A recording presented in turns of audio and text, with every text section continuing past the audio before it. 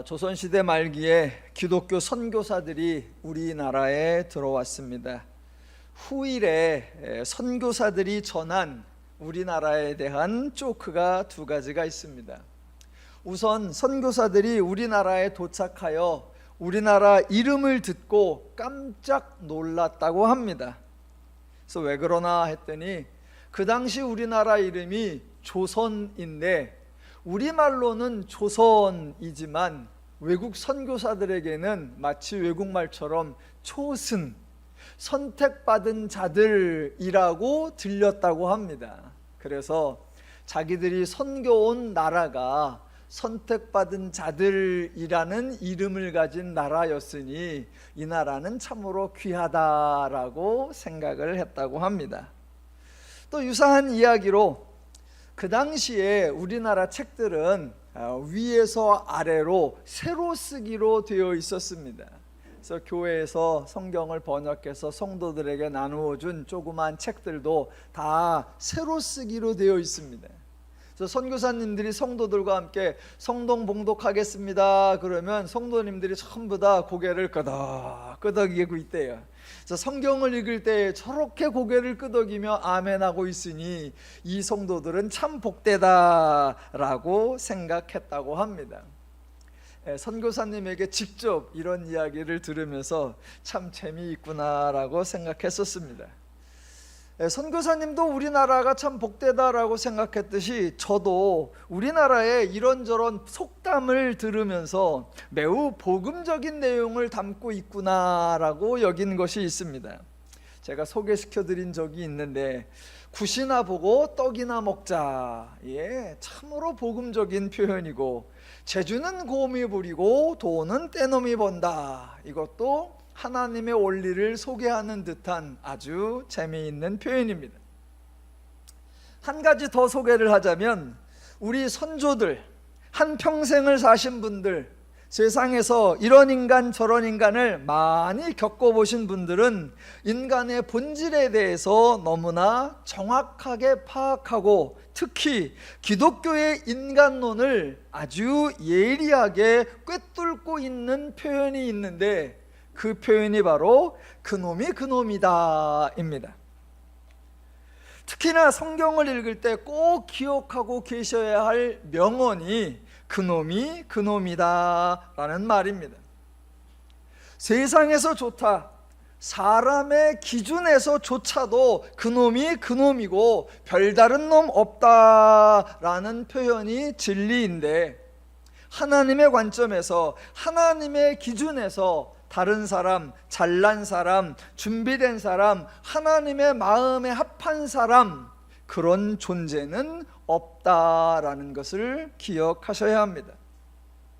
세상에서 사람들은 그놈이 그놈이다라는 진리를 인생을 다 사신 후에야 늙음악에야 깨닫습니다.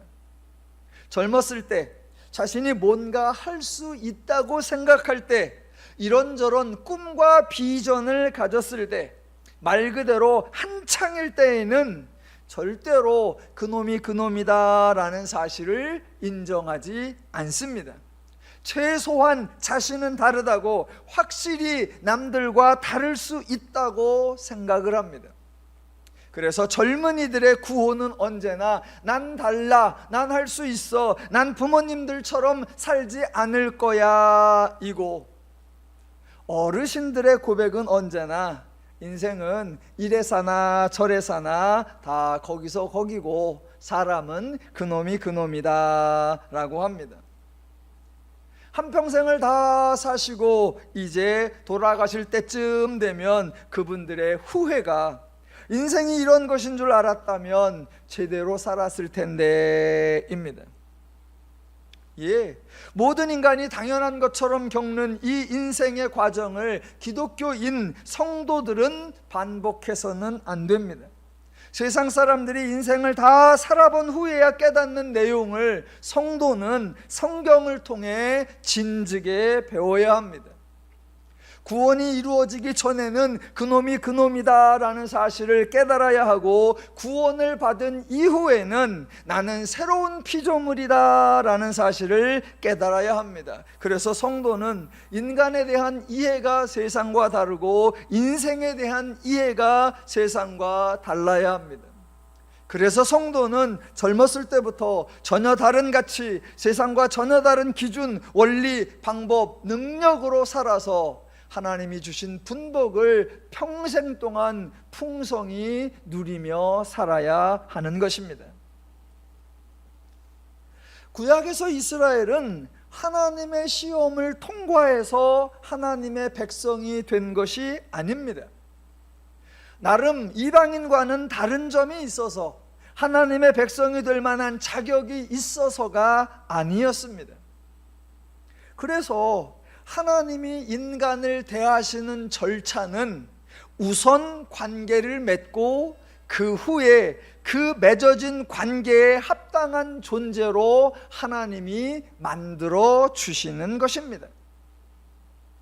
하나님은 그런 방법을 사용하십니다. 왜냐하면 그런 방법밖에는 없기 때문입니다. 애초에 하나님의 수준에 걸맞는 인간이 없습니다. 하나님께 선택받을 만한, 하나님의 백성이 될 만한 인간이나 민족이란 존재하지 않습니다. 그러니 하나님이 우선 아무나 선택을 하시는 겁니다. 그렇게 선택하시고 너는 내 백성이고 나는 너의 하나님이다 라는 관계를 맺으시고, 그때부터 하나하나씩 하나님이 가르쳐주고 설명하여 주고 보여주고 경험시켜 주고 설득하고 이해시키고 이런저런 증거를 제시하고 알아들을 때까지, 납득할 때까지, 동의할 때까지 하나님이 수고하고 하나님이 노력하고 하나님이 열심을 내시는 겁니다. 그렇게 시작된 관계이고 그렇게 진행되는 방식이기 때문에 하나님의 방식에는 인간이 못 알아들었다고 혼내고 불순종한다고 벌주고 거역하고 반역했다고 죽여버리는 방식은 전혀 없습니다.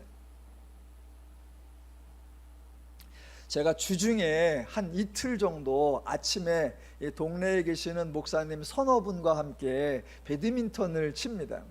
그런데 목사님이 5분 정도가 모여요. 그래서 배드민턴을 두 분씩 짝을 맞춰 치려면 최소 4분이 계셔야 하는데, 어떨 때는 한 분이 안 오시고 어떨 땐 2분이 안 오시고, 그래서 짝이 안 맞을 때가 있어요.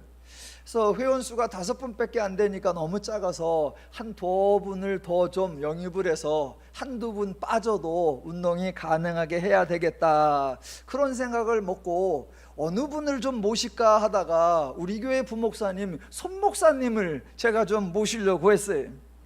그래서 아침에 뭐 하냐고, 별일 없으면 운동하러 나오라고, 그래서 제가 체육관으로 오게 해서 배드민턴을 쳐봤는데 우리 손목사님이 정말 못 칩니다. 저도 초보인데 제가 이것저것 가르쳐 드리고 연습 파트너도 되어주고 하는데 확실히 못 쳐요. 손 목사님이 탁구도 좀 치신다 그러고 축구도 좀 하신다 그래서 다른 운동은 좀 하시는 것 같아. 그런데 배드민턴은 정말 못 쳐요.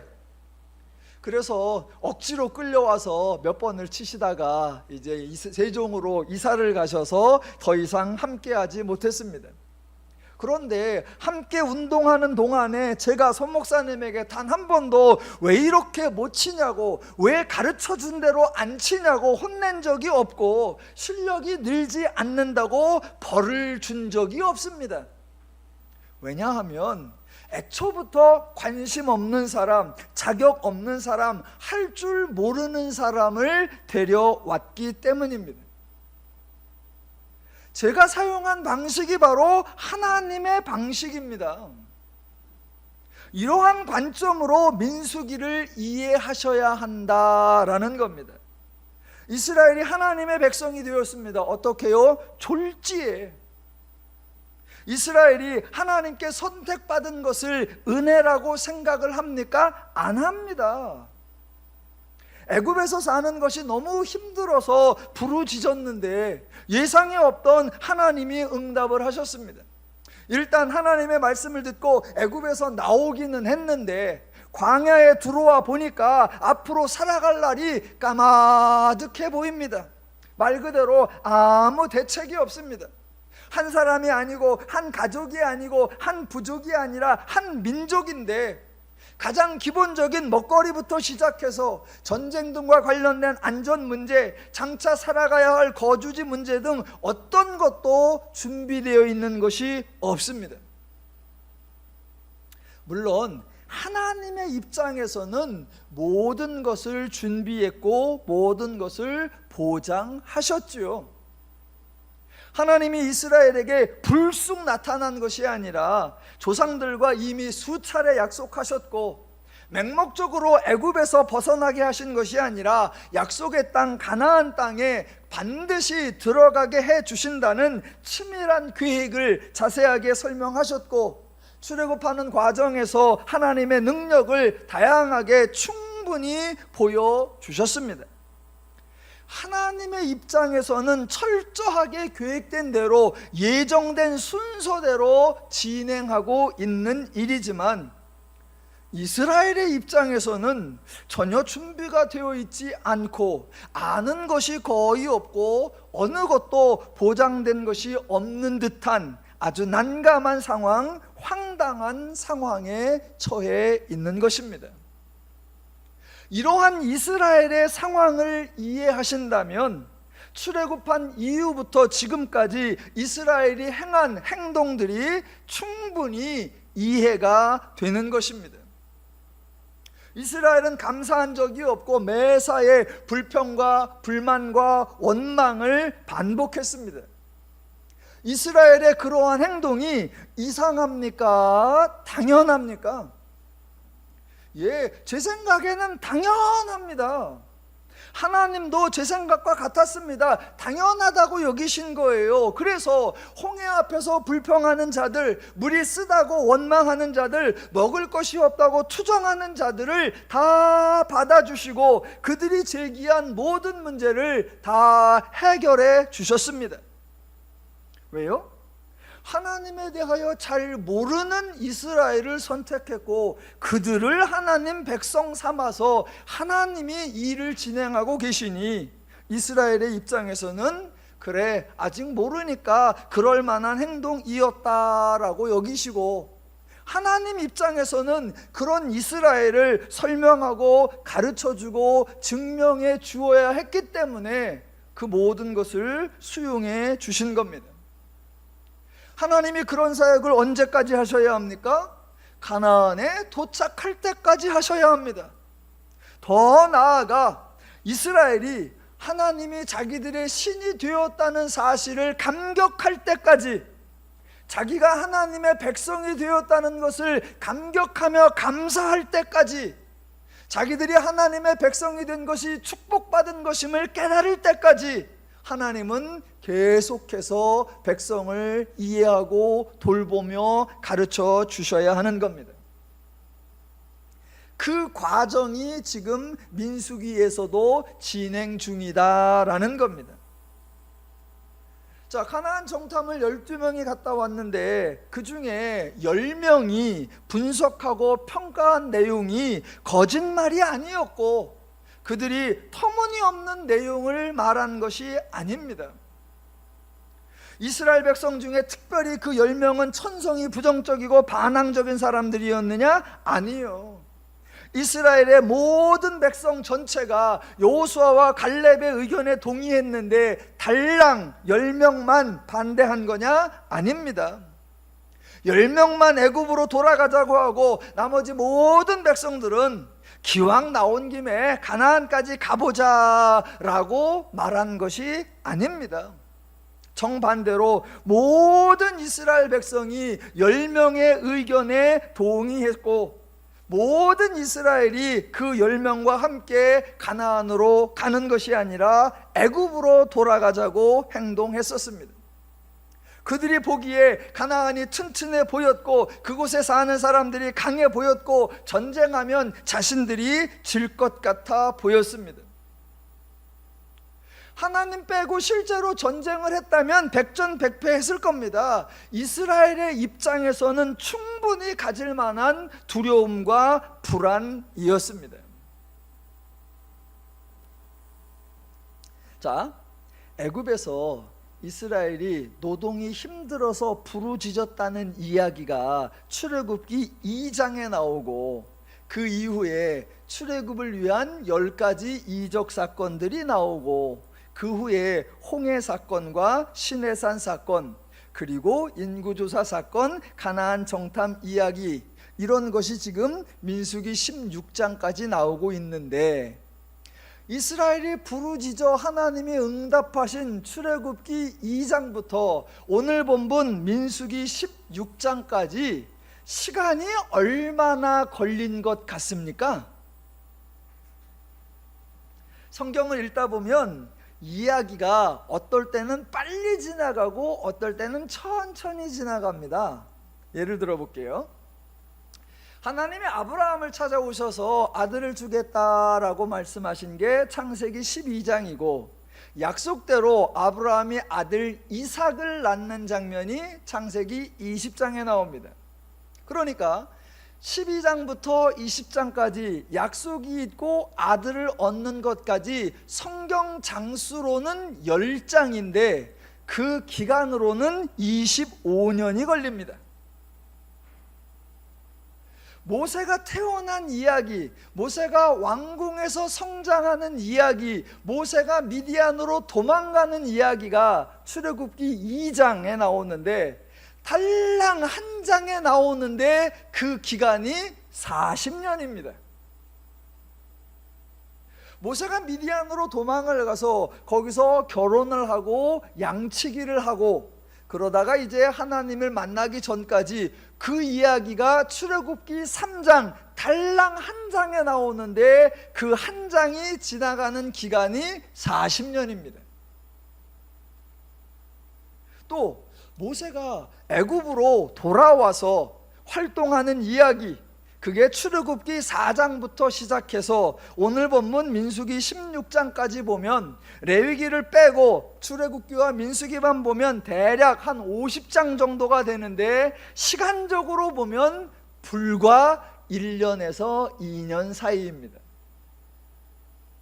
학자들이 보기에 10가지 이적 사건이 발생한 기간이 대략 6개월 정도 걸렸다라고 생각을 하고요, 시내산에 머물러 있던 기간이 한 1년이고요, 민수기에서 광야로 출발한 기간을 조금 더 합하고 그러면 길게 잡으면 한 2년 정도 걸렸다라는 겁니다. 모세가 하나님을 만나서 배우고 경험한 기간이 겨우 2년에 불과한데 모세에 비교하면 백성의 입장에서는 더 기간이 짧은 겁니다. 게다가 모세는 하나님과 1:1 특별 과외를 받은 것이고, 백성들의 경우에는 장정만 60만 명, 백성까지 다 합하면 최소 200에서 300만 명이 한꺼번에 집단 단체 교육을 받았으니까 교육 효과가 훨씬 덜한 것입니다. 지금 민수기 16장에서 이스라엘이 어느 시점이냐, 하나님을 만나고 하나님의 역사를 경험한 지 겨우 1, 2년밖에 안 된, 처음부터 자격이 없는 자들이었고 하나님에게 어떤 수준이나 어떤 기준에 미달되는 상태에서 백성이 된 지 불과 2년밖에 안 된 그런 시점이다라는 것 기억하셔야 합니다.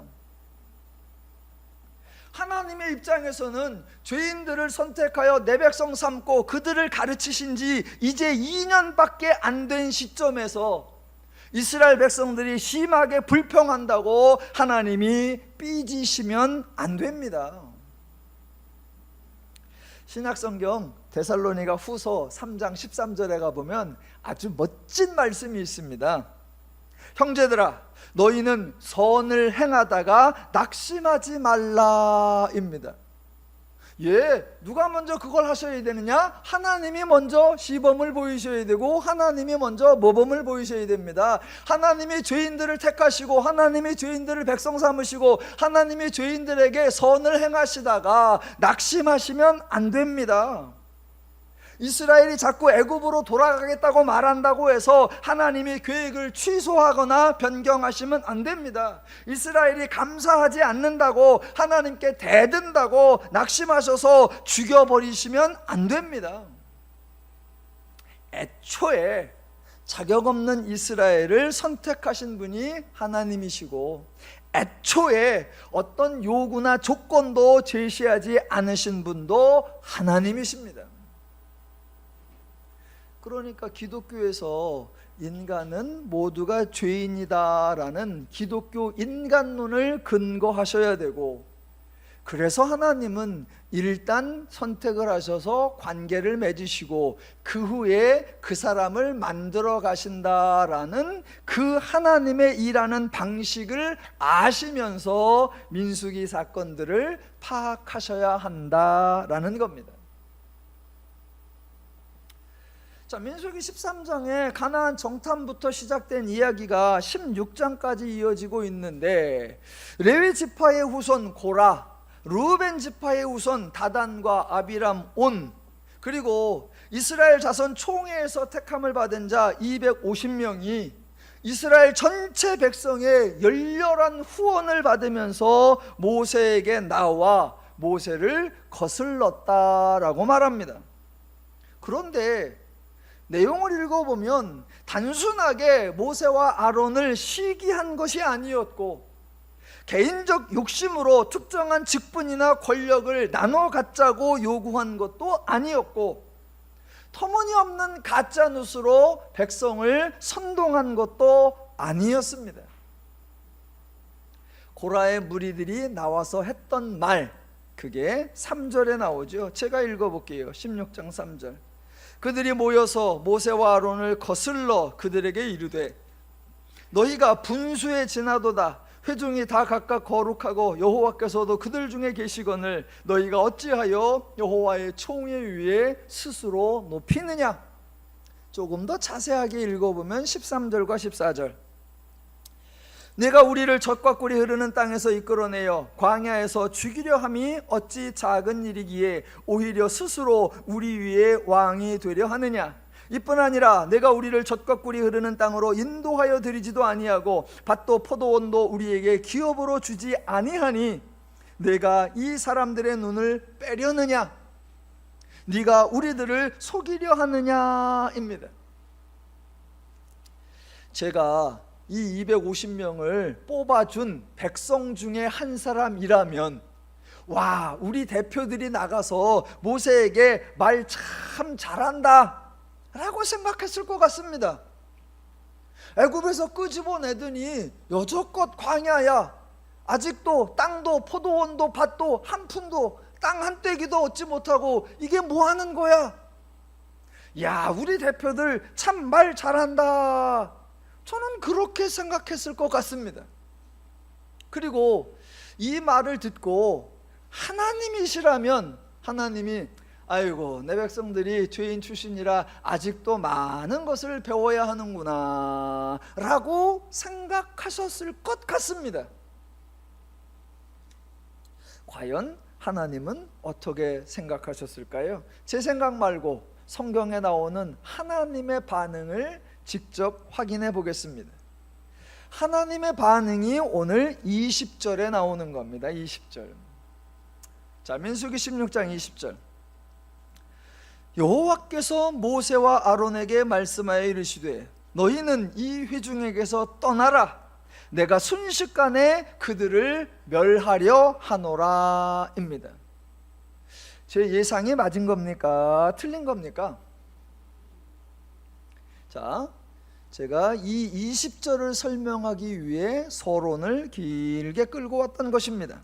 자, 20절 이 구절만 읽으면 하나님이 진노하셔서 백성들을 멸하려고 하시는 것 같습니다. 왜요? 하나님이 그렇게 말씀하셨고 성경에 그렇게 기록되어 있기 때문입니다. 그러나 실상은 전혀 그렇지 않습니다. 왜냐하면 하나님은 이런 말씀을 여기서 처음 하시는 것이 아니고, 하나님은 이런 말씀을 여기서 마지막으로 하시는 것도 아니기 때문입니다. 하나님은 이런 말씀을 여러 번 하셨습니다. 좀 모한 표정으로 하나님은 툭하면 진멸하리라 라고 하시고, 하나님은 뻑하면 다 죽여버리리라 라고 말씀하십니다. 하나님은 여러 차례 이런 말씀을 하셨습니다. 기억나시는 대로 제가 설명해 볼게요. 출애굽기 32장, 모세가 시내산에 올라가 율법을 받고 있을 때 아래에서 백성들이 금송아지를 만들었습니다. 그때 하나님 하신 말씀 10절, 내가 하는 대로 두라. 내가 그들에게 진노하여 그들을 진멸하고 너를 큰 나라가 되게 하리라 였습니다. 그 한 번만이 아닙니다. 가나안 정탐 이후 백성들이 애굽으로 돌아가자고 할 때 하나님이 하신 말씀, 민수기 14장 12절, 내가 전염병으로 그들을 쳐서 멸하고 내게 그들보다 크고 강한 나라를 이루게 하리라 하셨습니다.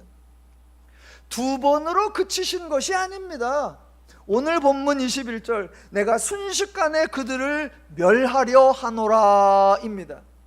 세 번으로 끝이 아닙니다.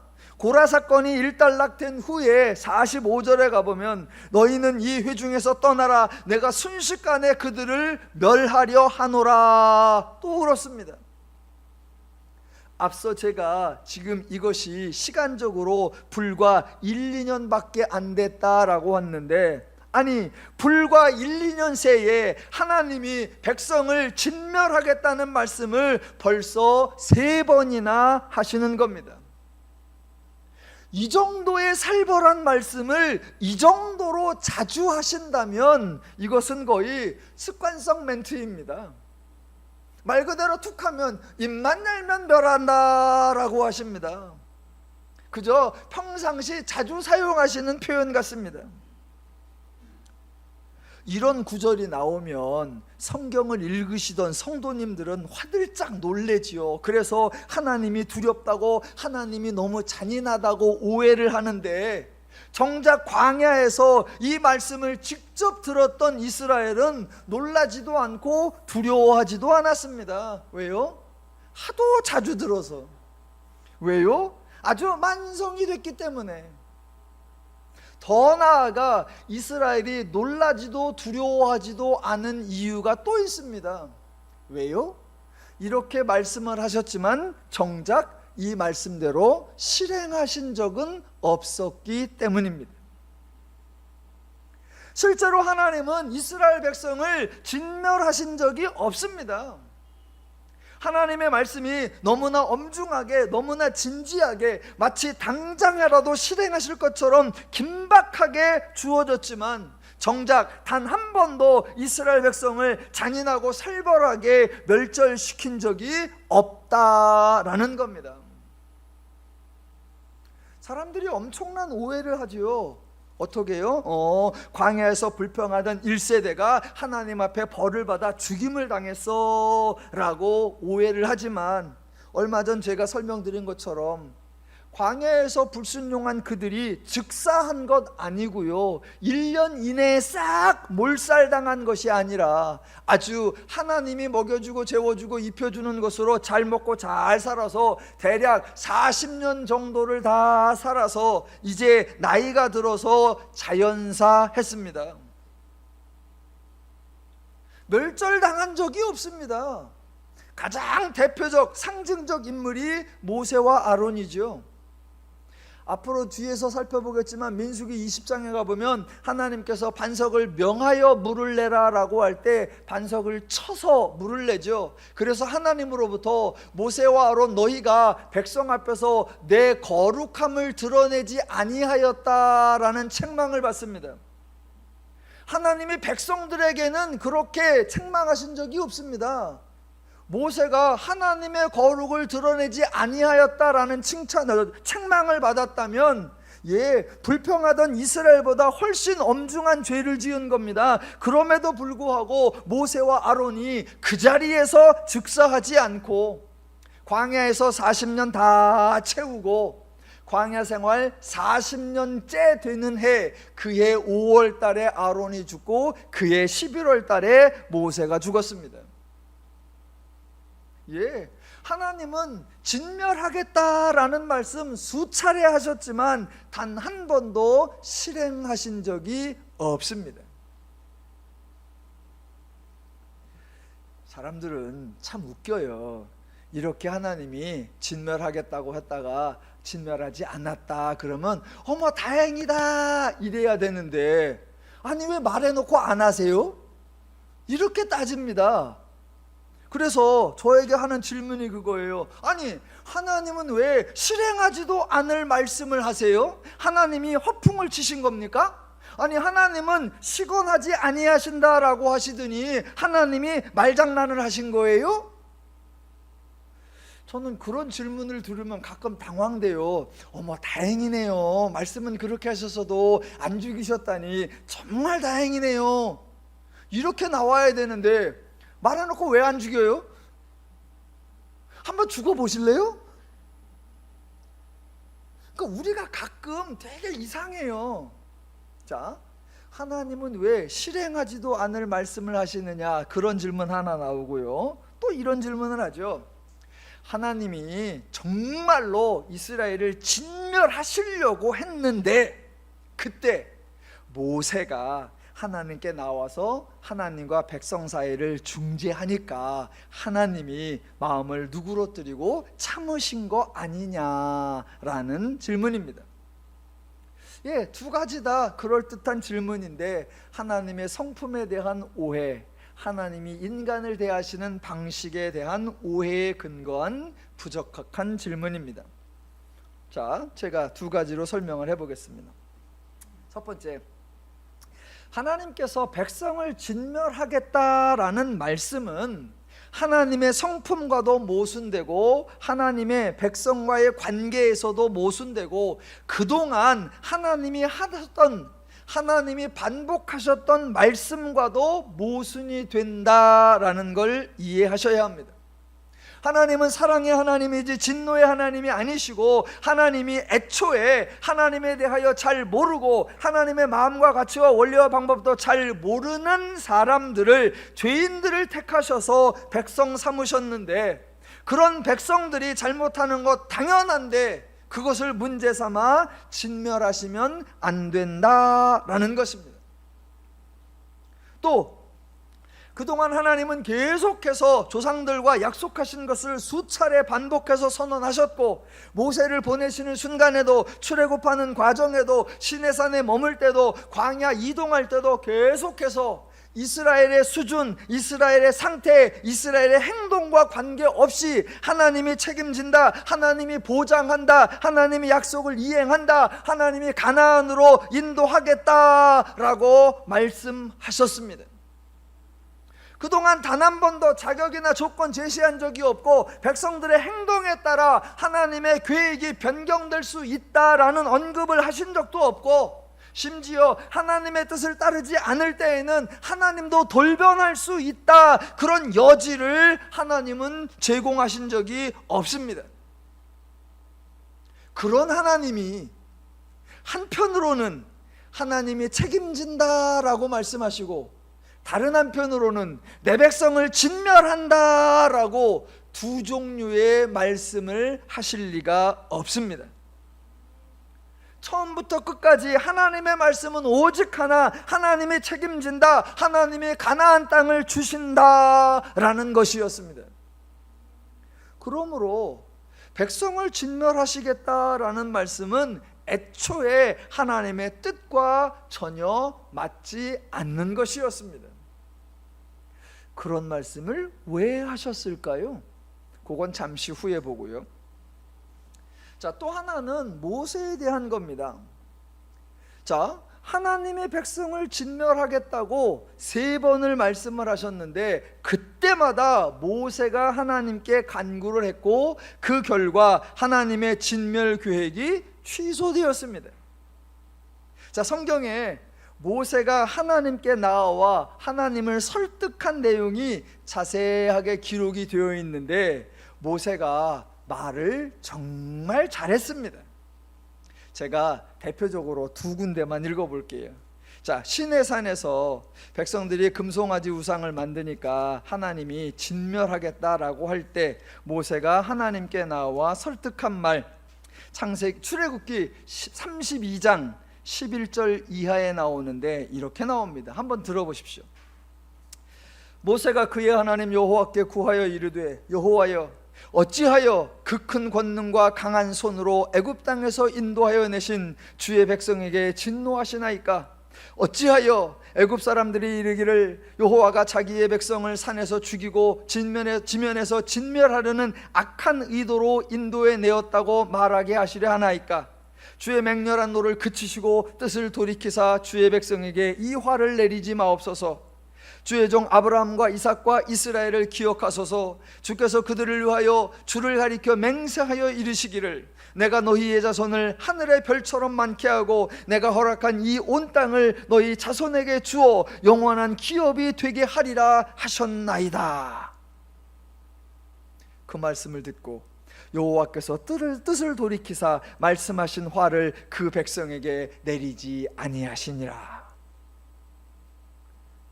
민수기 14장에서 가나안 정탐 후에 이스라엘 백성들이 애굽으로 돌아가겠다라고 하니까 하나님이 진멸하시겠다. 그때 모세가 하나님께 탄원한 말 14장 13절 이하에 이렇게 나옵니다. 또 들어보십시오. 모세가 여호와께 여짜오되, 애굽인 중에서 주의 능력으로 이 백성을 인도하여 내셨거늘 그리하시면 그들이 듣고 이 땅 거주민에게 전하리이다. 주 여호와께서 이 백성 중에 계심을 그들도 들었으니 곧 주 여호와께서 대면하여 보이시며 주의 구름이 그들 위에 섰으며 주께서 낮에는 구름 기둥 가운데에서 밤에는 불 기둥 가운데에서 그들 앞에 행하시는 것이니이다. 이제 주께서 이 백성을 하나같이 죽이시면 주의 명성을 들은 여러 나라가 말하여 이르기를 여호와가 이 백성에게 주기로 맹세한 땅에 인도할 능력이 없었으므로 광야에서 죽였다 하리이다. 명연설이죠? 과연 모세가 말을 잘했죠? 과연 그럴까요? 여러분, 모세가 이렇게 말한, 모세가 하나님을 설득한 듯한 이런 본문을 여러분이 읽으실지라도 기독교에서 정말 해서는 안 되는 말, 어떤 일이 있어도 절대로 언급돼서는 안 되는 주장이 있습니다.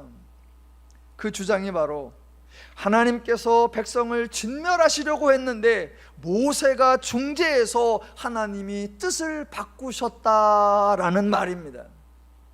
그런 말을 해서는 안 됩니다. 더 나아가 여러분, 이와 같이 지도자가 정말 중요합니다. 지도자 한 명이 온 민족을 죽일 수도 살릴 수도 있습니다. 공동체의 운명은 지도자에게 달려 있습니다.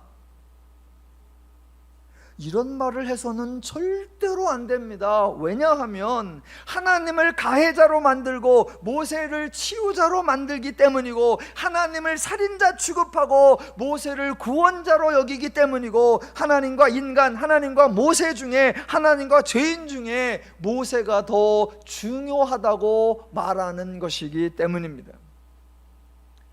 절대로 있어서는 안 되는 말입니다. 그런데 감히 상상도 할 수 없는 말들, 도저히 기독교에서 언급될 수 없는 주장들이 설교에서, 성경 공부에서 너무 자주, 너무 많이, 너무 쉽게 등장하더라는 겁니다. 구약시대의 인간은 모두가 죄인인데 어찌 하나님과 죄인을 비교할 수 있는지, 그 사람이 설령 모세일지라도 모세도 죄인에 불과하고 하나님이 선택해서 하나님이 가르치고 있는 자에 불과한데 어찌 죄인이 하나님을 선택하고, 어찌 죄인이 하나님의 진멸에서 민족을 구원하고, 어찌 하나님이 친히 책임지는 하나님의 백성에게서 죄인 지도자가 중요하다는 망발을 할 수 있는지 통탄을 금하지 않을 수가 없습니다. 어떻게 하나님을 온 백성을 죽이는 자로 설정하고 모세는 백성을 살려내는 자로 강조할 수 있습니까? 어떻게 하나님을 믿는다는 기독교 공동체에서 하나님 대신 인간 지도자의 중요성을 언급할 수가 있느냐라는 것입니다.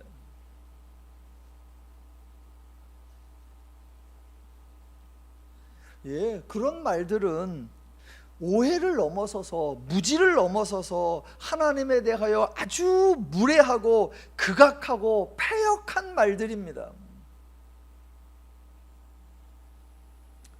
물론 그런 말씀을 하시는 누군들 하나님보다 모세가 더 위대하다고 주장하고 싶겠습니까?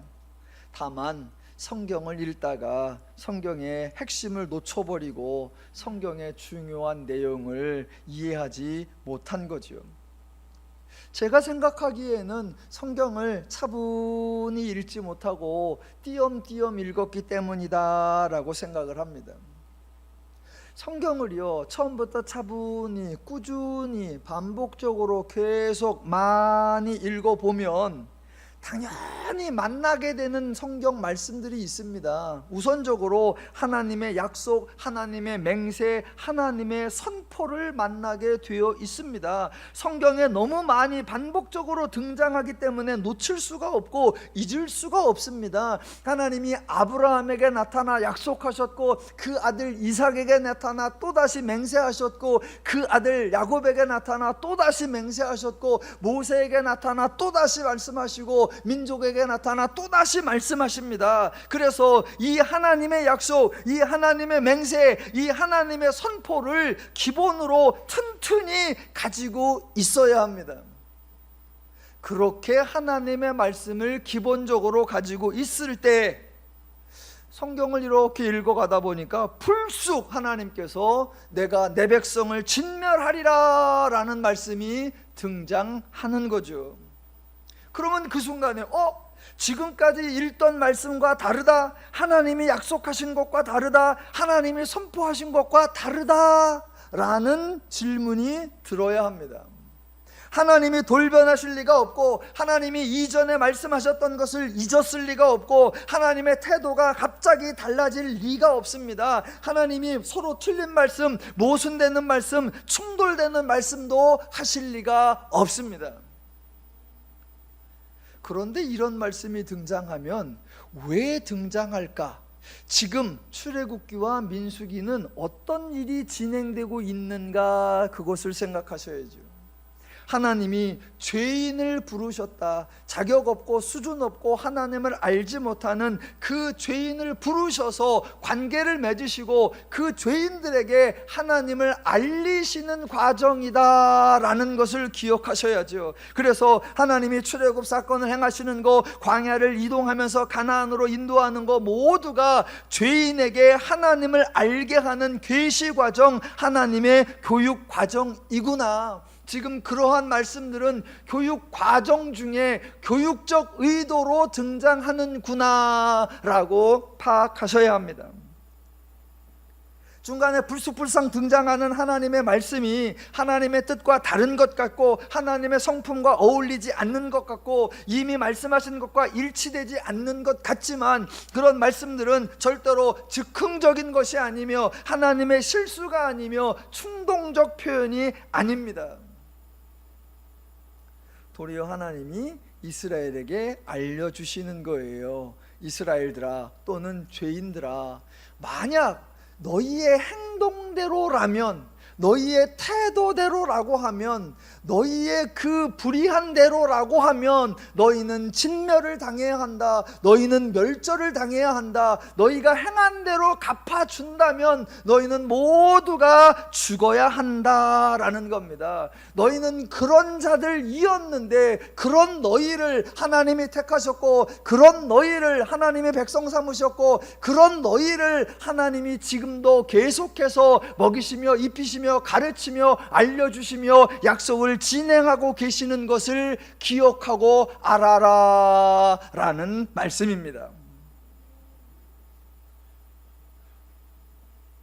지금 이러한 사건들이 하나님이 이스라엘 백성들의 불순종에 감정이 상해가지고 그들을 싹 진멸하겠다고 진노하실 때 그때에 위대한 지도자 모세가 하나님 앞에 중재해서 하나님의 마음을 얼르고 달라서 겨우 하나님을 진정시켜서 하나님을 좀 누그러뜨려서 민족을 구원해내는 그런 사건, 그런 과정이 아닙니다.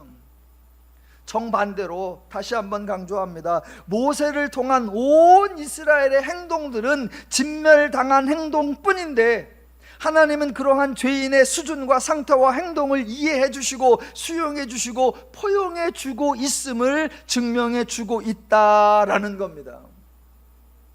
애초부터 지금까지 또 앞으로도 하나님은 이스라엘을 진멸시킬 의도가 전혀 없습니다.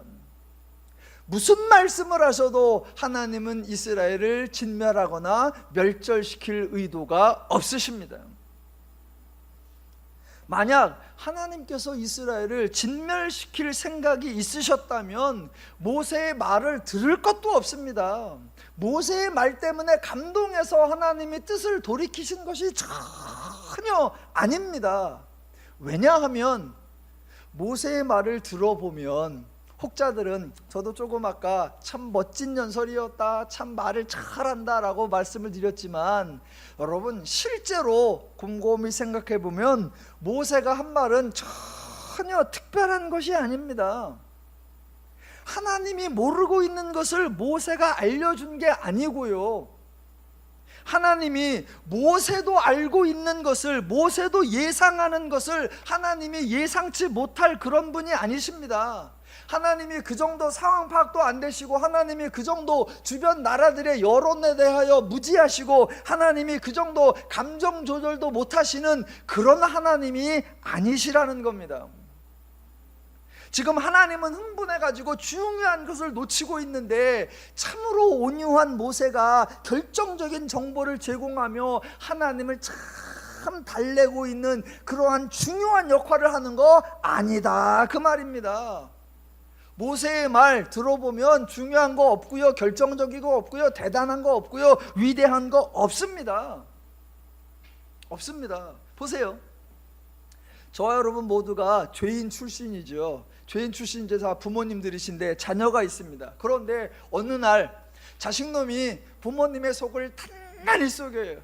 그래가지고 아버지가 너무 화가 납니다. 그래서 한다는 소리가 자식놈 앉혀놓고 내가 이놈의 자식 다리몽댕이를 분질러 놔야지. 죄인 출신 아버지가 그렇게 말합니다. 그랬더니 옆에 있던 죄인 출신 어머니가 뭐라 그러죠?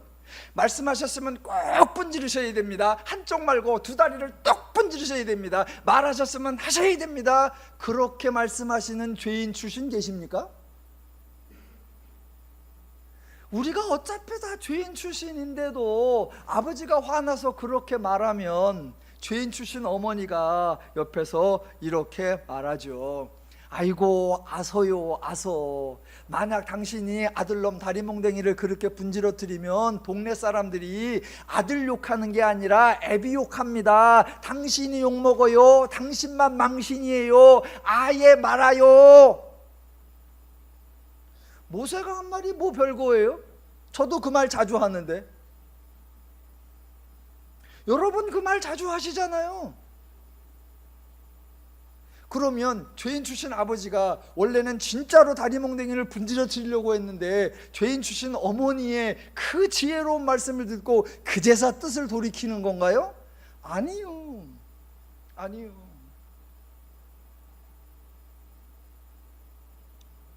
그랬더니 또 아버지가 아들 다리몽댕이를 부러뜨린다고 했다가 부러뜨리지 않으니까 또 동네 사람들이 쫓아와서 그 집 아버지는 못써, 말을 해놓고 말을 실언을 안 하더구만, 그 사람은 맨날 허풍만 떨어, 그 사람은 순 거짓말장이야, 그렇게 비난합니까? 아무도 안 그런단 말입니다. 그런데 하나님에 대해서는, 아니 하나님이 왜 하지도 않을 말씀을 하셔? 또 말씀을 하셨으면 하셔야지, 말해놓고 왜 안 하셔? 라고 또 따집니다. 한번 죽어보실래요? 그러니까 이런 오해가 왜 발생하느냐, 하나님이 인격적인 분이라는 사실을 잊는 거고, 하나님이 죄인을 불러서 관계를 맺으시고 그 죄인들을 관계에 합당한 자로 만들어 간다라는 사실을 모두 놓치기 때문입니다. 혹시 또 이렇게 질문하실 수도 있습니다. 목사님, 성경에 보니까 모세가 중재를 한 거는 맞잖아요.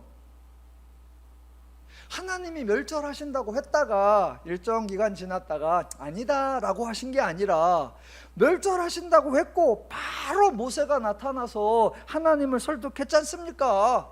만약 모세가 중재를 하지 않았다면 어떻게 됐겠습니까? 라고 질문하실 수 있습니다. 예, 정말 좋으신 질문입니다. 자, 한번 생각해 보십시오. 하나님이 계신데 백성들이 하나님을 거역했어요. 그때 하나님이 아주 엄중한 표현으로 내가 너희를 진멸하겠다라고 하십니다. 그러면 그 말을 들은 죄인들, 그 말을 들은 당사자들은 어떤 반응을 보일까요? 물론 처음에는 하나님을 무시하고 거역했었죠. 그래서 하나님을 정말로 신경도 안 썼죠. 그런데 하나님이 직접 나타나시고 우레와 번개와 천둥으로 나타나시면서 아주 진지하게, 아주 다큐로, 아주 엄중하게 실제로 진멸할 것처럼 아주 근엄하게 하나님이 여러 번 반복하신다면 그 말을 들은 백성이 어떨까요? 처음에는 무시하는 것 같다가 하나님이 진짜로 하실지도 모르겠다라고 하면 은근히 신경이 쓰이고, 하나님이 만약 실제로 행동하시면 다 죽을 것 같으니까 두려움에 쌓여서 저기요 하나님 저희가 좀 잘못했습니다 라고 할 수도 있고, 제물을 들고 가서 제사를 드려야겠다 그래서 살려달라고 해야겠다 라고 할 수도 있겠죠. 예, 모세가 중재하지 않아도 백성들이 잘못했다고 제사를 드리면 하나님은 당연히 진멸하지 않으십니다. 왜요? 애초에 제사를 만든 제도와 이유가 바로 그겁니다. 너희가 죄를 지어서 죄의 결과를 당하여 견디기 힘들 때 미리 하나님 앞에 나와 제물을 드리고 사함을 받으라. 그게 제사의 목적이에요. 진멸하시려고 했다면 제사 제도를 두지 않으셔야 합니다. 나는 너희의 행한 대로 반드시 갚으리니 너희는 진멸 당해야만 한다. 아니요, 그런 뜻이 아니라 행여라도 너희가 진멸당할 위기에 처하거든 제사를 드림으로 사함을 받으라. 이게 하나님의 의도였습니다. 하나님은 실제로 그렇게 하셨죠. 어디에서 확인할 수 있습니까? 예, 사사기에서 수도 없이 반복됩니다. 이스라엘이 하나님을 부인하고 떠나고 잊고 버렸었죠. 이방의 압제를 받으니까 그때 어느 누구도 하나님께 나와 중재한 사람이 없습니다. 단지 그들이 하나님 앞에 부르짖었더라, 단지 그들이 울부짖었더라 입니다. 그런데 하나님이 그들에게 구원자를 보내시고 사사를 보내셔서 이스라엘을 도와주시고 살려주시고 구원해 주십니다.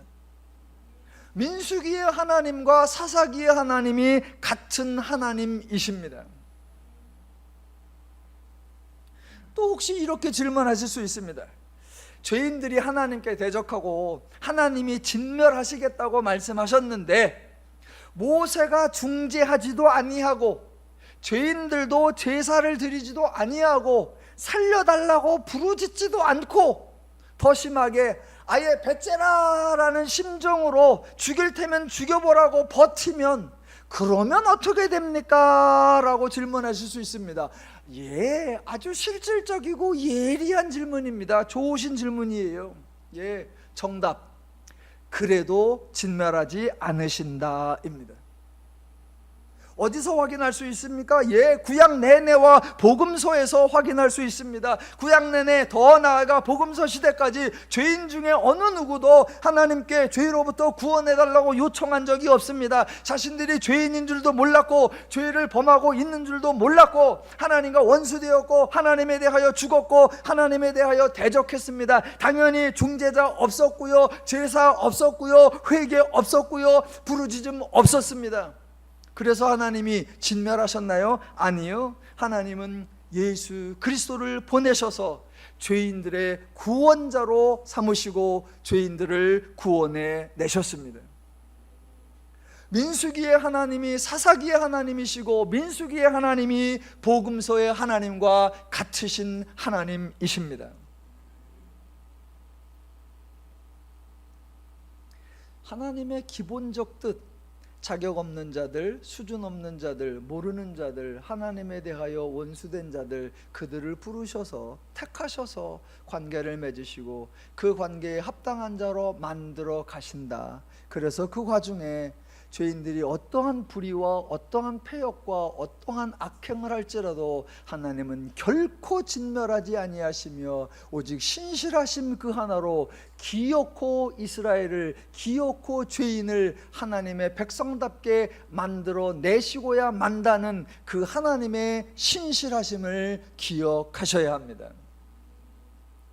중간에 이런저런 다른 표현이 등장할 수 있습니다. 그것은 하나님이 백성들을 가르치는 교육적 수단이고 교육적 표현이라는 것을 이해하셔야 합니다. 구약부터 신약까지, 또 신약을 거쳐 오늘날까지 하나님은 언제나 인간을 사랑하시고 하나님이 인간을 대하시는 원리는 오직 하나, 은혜입니다. 기독교는 하나님을 선포하는 종교입니다. 하나님이 인간을 사랑하시고 하나님이 인간을 구원하시려고 하나님이 수고하고 하나님이 열심내어 일한다고 선포하는 종교입니다. 그래서 성경이 인간에게 전하는 내용을 복된 소식이라고 말하는 것입니다. 혹시 성경을 읽으시다가, 성경을 들으시다가 기쁘지 않고 평안하지 않고 두렵고 떨린다면 성경을 오해한 것입니다. 성경을 배워가는 오늘 복된 자리에 함께해 주신 성도님들께 감사드립니다. 함께 성경을 바르게 알아가면서 하나님 때문에 즐겁고 교회 때문에 행복하고 신앙 때문에 신나는 삶을 풍성히 누려가시기를 주님의 이름으로 축원합니다.